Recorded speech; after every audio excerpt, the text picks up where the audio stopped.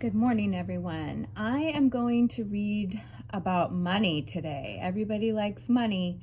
And the reason why this subject came up is because when my son got home last week, he had traveled from Anchorage, Alaska, all the way to Fort Bragg, and he had to go through Canada. And he goes, "Oh, here, Mom, I have this Canadian money. Isn't it cool?" And I looked at it, and it gave me the idea of reading a book about money. So this is the money that he had. It looks very different from the money that we have. So those are that's paper money. And then he had coins, and the coins are really cool. They look a little different than our coins. So that got me thinking about money, and I said, I know we have money books in the library. The first book that I have is very long, so I'm not going to read you guys the whole thing. I'm just going to read a little bit of it. And then the second book, I will read the whole thing. The first book is called The Story of Money by Betsy Maestro, illustrated by Giuliano Maestro. The Book of Money. So this is the one I will not be reading all of. It's probably way too long. A long time ago, there was no such thing as money. The first humans had simple needs. They ate whatever they could find or catch. They wore the skins of the animals they killed for food. They lived in small groups in caves or in shelters they made themselves. Each family group depended only on itself for survival. Early humans had no need for money. There was no place to spend it. They had no stores where they could buy the things they needed. Over thousands of years, the human way of life changed. As the numbers of people grew larger, more food was needed. In their search for food, family groups moved from place to place, to a big river far away to fish, or to the forest to hunt small animals. Sometimes they traveled great distances, following herds of large game. Often they met other unfamiliar groups of people along the way. After a while, fear of these strangers turned to interest and then to trust. In time, these different groups began to trade with one another. The people in one group might trade some of their fish for some small animal skins offered by the others. Any object could be exchanged for any other object if the two traders agreed. Pretty shells might be swapped for bright feathers. Trade or barter made it easier for people to get the things they wanted and needed. People began to travel long distances to meet and trade with one another. Slowly, over more thousands of years, changes in climate in plants and animals caused the human way of life to change again. The earth grew warmer. As many large game animals died out, hunting became more difficult. People began to live in small settlements and to look for new ways to get food. About 10,000 years ago, people began to farm the land. They learned how to grow many of the plants they used for food. They learned how to keep and raise animals on their farms. Most people settled in areas that had fertile, rich soil and a good supply of fresh water. Settlements grew into small towns and then larger ones.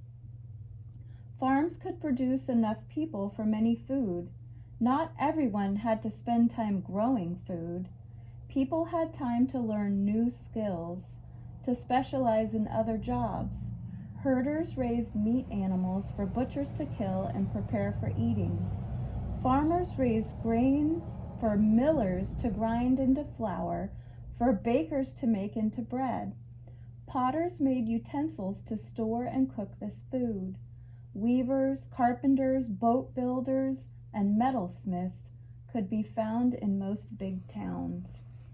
And now I'm going to skip ahead to The American Indians. European coins could be used to purchase colonial goods. Coins, however, were not the only acceptable form of payment in the colonies. Settlers frequently paid their bills and taxes with other objects: corn, tobacco, fish, wheat, and even nails. Wampum was also used as money by the colonists. This Native American money was made of shell beads strung together as belts, bracelets, and necklaces. The colonists first accepted wampum in trade with the native people. In time, because coins were often in short supply, the colonists began to make and use wampum themselves. And that's all from this book, but I want to take this moment to show you guys. This is wampum that I borrowed from my parents. My great uncle Dennis, so it would be my mom's uncle, found this wampum in the late 1940s, early 1950s at 10 Mile. So I always have thought this is so interesting and beautiful. Okay, now I'm going to read from the other book I chose, and then I'm going to show you some of the money that I have. It's very interesting to see it. The next book is called Money Madness by David Adler, illustrated by Edward Miller.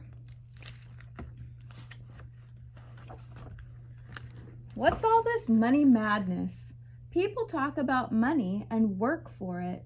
They seem to always want more of it. Take a look at a dollar bill. There's a nice portrait of George Washington on it, but it's just paper. Why do people want money? People want money because it can be used to buy things. Now, imagine a world without money. If you were hungry and there was no such thing as money, how would you buy a loaf of bread? You would have to bake your own. Without money, how would you get the ingredients for the bread? If no one would give or sell you flour, you would have to grow wheat, harvest it, grind it, and sift it before you would have flour for your bread. If there was no such thing as money and you needed new clothes, you would have to make them. Imagine if you had to knit your own sweater. Imagine if you had to raise a sheep and shear it, spin the wool to make the yarn, and then knit the sweater yourself. There was a time before money, long ago. People couldn't buy things. When they were hungry, they gathered berries and killed animals. When they were cold, they gathered wood for their fires. Before there was money, people gathered and hunted for what they needed. They were self-sufficient. Some people liked to hunt. They were good at it. Others were good at making clubs or clothing.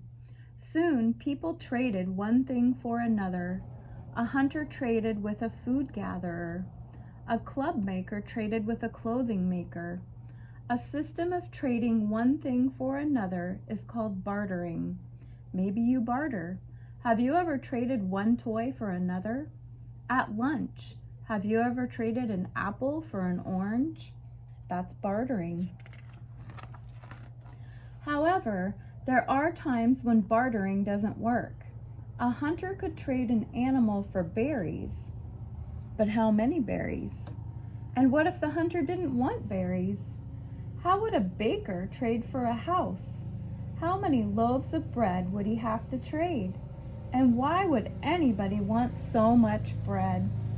Long before a person could eat all that bread, most of it would be stale. A hunter who didn't want berries might be willing to trade them anyway if he knew he could then trade the berries for something he did want. A homeowner might be willing to trade her house for bread if she knew she could then trade the bread for something she did want. In those trades, the berries and bread would be a kind of money. At one time, cows, sheep, camels, rocks, feather, salt, dried fish, fish hooks, animal skins, and strings of beads made from clamshells were all used as money. People valued cows, sheep, and camels, and they could always trade one of those for something they wanted. But what if something was worth just half a cow? You wouldn't want to cut a cow in half to buy something. What if the sheep or camel you wanted to trade was sickly? You might have trouble trading it. When animals were used as money, your money needed to be fed. Your money could die. It could run away. Rocks were another form of money. Rocks come in different sizes, but they're heavy to carry around. Feathers were used as money too. Feathers are light, but they can blow away. What was needed was something that wouldn't get sick, didn't have to be fed, wasn't too heavy or light, came in different weights or sizes, and most people wanted. Hundreds of years ago, people found that metals made good money. People valued bronze and copper, which could be cut into small pieces just right for carrying around. To know how much each piece was worth, people just had to weigh it. The heavier the piece of metal, the more it was worth. These pieces became the first coins. Then coins were made from silver and gold. People wanted silver and gold, so they were happy to trade for silver and gold coins. But carrying many coins is difficult, so paper money was invented. The first paper money was like a printed promise, a promise that money could be taken to a bank and traded for silver and gold coins. In the United States, people no longer use silver and gold coins as money, but paper money still has value because you can use it to buy things. You can use paper money to buy bread, furniture, and clothing. You can use it to buy a house. You can even use paper money to buy silver and gold. Each country has its own money. In the United States, people use dollars. In Mexico, people use pesos. In Israel, new shekels. In Russia, rubles. In China, yuan. In Canada, dollars. In South Africa, rand. And in Brazil, reais. People in many of the countries in Europe use euros. And then you can see the pictures of all the different kinds of money. The value of money in each country keeps changing. One US dollar may be worth 10 Mexican pesos one day and a little more or less the next day. Your dollar may be worth 7 Chinese yuan one day and slightly more or less the next day. The value of each country's money goes up when prices go down in that country. When that happens, the dollar buys more. The value of each country's money goes down when prices go up in that country. When prices go up, the same dollar buys less. When prices go down, the value of a dollar goes up. For example, when a scoop of ice cream costs $1, each dollar buys 1 scoop. If prices go down and a scoop of ice cream now costs just 50 cents, $1 buys double what it bought before. Now a dollar buys 2 scoops of ice cream. The value of a dollar in relation to ice cream went up. As prices in a country go down, not just for ice cream, but for many, even most things, the value of its currency goes up. Checks and credit cards are money too, because they can be used to buy things. Some people even use digital money. With digital money, there is a computer record of the money in an account. When you spend that money to buy a book or download music, the amount you spend is subtracted from your account. Even though you cannot see digital money, it is still money because it can be used to buy things. We no longer live in a world with just hunters and food gatherers. We live in a world with dancers, teachers, doctors, astronauts, dentists, and bakers. Without money, it's hard to imagine what a dancer would trade to buy a car. Without money, it's hard to imagine what a teacher would trade to buy a sweater. It's hard to imagine a world without money. Now reach into your pocket. Do you have any coins? Do you have any paper money? If you do, you're probably pleased. You know, with money, you can buy things you want. With money, you can buy things you need. And that's the end of the story, but I want to show you some of the money that I have collected, and I borrowed some money to share with you. So when my oldest son graduated high school, my family went to Mexico, and when we got back home, we realized we still had a little bit of the money. So these are some of the coins from Mexico, and then here is some of the paper money. So it looks a little bit different than the money that we have. Okay, and then my parents went to Australia, and when they came back, they had a little bit of Australian money. These are worth $1. And then on the back, they have kangaroos. If you ever seen a $2 bill, my granny used to give me $2 bills. This is one of them that has never even been folded, and it's been stamped. And then we have older $2 bills. My husband's grandmother had some coins, and you can hear these are real silver, so they sound different than like a pocket full of quarters and nickels and pennies.